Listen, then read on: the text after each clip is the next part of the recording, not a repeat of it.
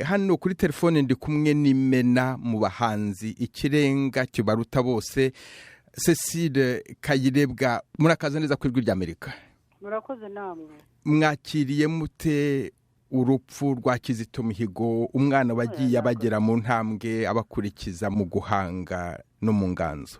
Narwakiriye nabi cyane, ye ntaguhishe rwose, nabyutse ndira amarira nk'ay'ababyeyi baririra abana babo rwose.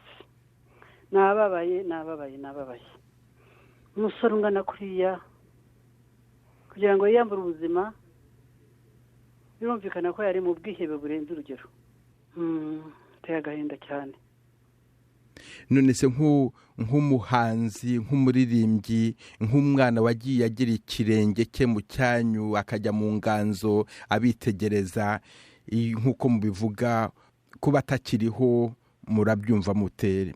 Ndabyumva nabi cyane rwose, n'agahinda kenshi. Uriya mwana yajyaga agenda n'iwanjye uretse n'ibyo byo kumenya kuririmba no kubikunda. Yigeze gukora kugira ngo na formation ya musicale Paris, ariko akajya agira pied-à-terre mu Bubiligi, akajya agira ahantu azabese muri Buruseli, akaza kudusura rero. Muhira yari umwana mu rugo. Amuririmbisha rero najyaga amubwira ibintu byaba biransetsa rwose. Ufite ijwi nk'irya data. Yararirimbaga, yari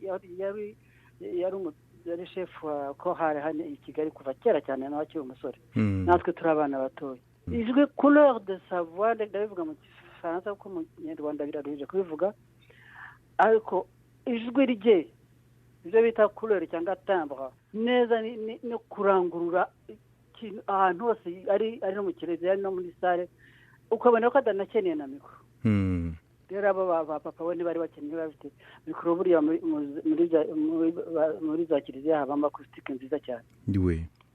Yaririmbaga rero agahanika, akazamura ijwi ritari uguhanika cyane ariko ryo mu bugari. Nawe rero niko yaririmbaga, yansusiraga na data, ibyo rero tukabyuzurira. Yaza akandirimbira mu bitaramo byacu akahaza, ntabwo yabaga mu matorero yandi yakunda kuririmba mu Biriziya, ariko mu yandi matorero ugasanga ashaka ambwira ati terega bene zira zanyu zihogoza zigoshya ntabwo njya nzimenya.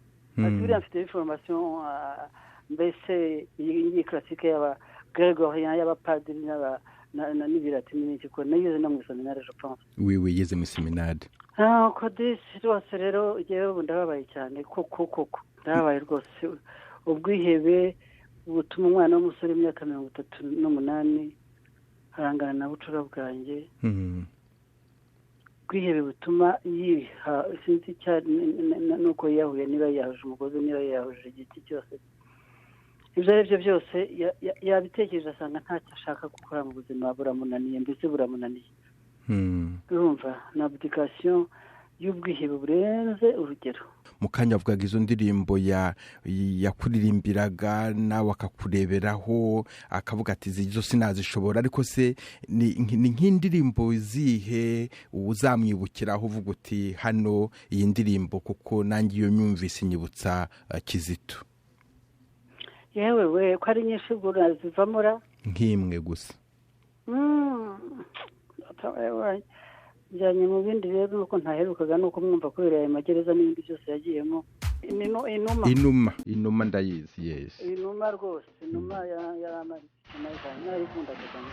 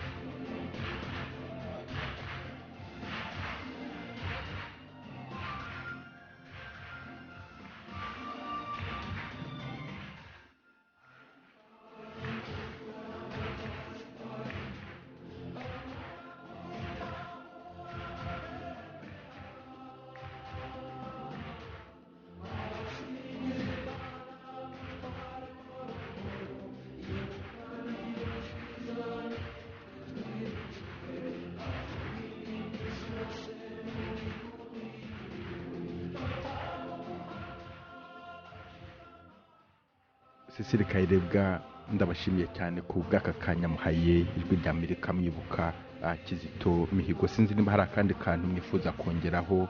ndifuza kubwira abana batoya rwose ko aho kugira ngo